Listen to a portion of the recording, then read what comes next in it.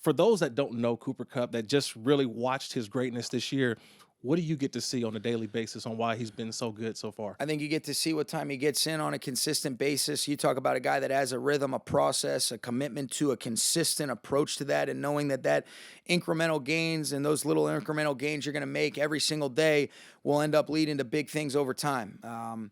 He did a great job this past year. He's been that consistent great player for us really since he got in as a rookie. The meticulous attention to detail, but he's also a really talented player that has an amazing ability to process the game, see it through really an all 22 perspective. I mean, I went viral when we ended up he got a touchdown against the Fire Zone where they were playing 3 deep, 3 underneath against Jacksonville.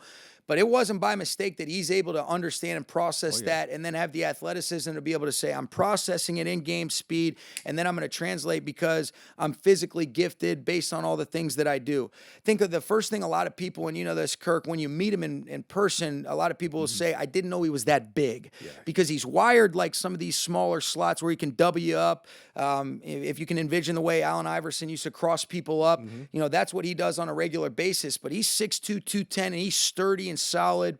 You know, I think we had a lot more versatility in his route tree that he was able to show the versatility of his game where you're catching it at a bunch of different depths.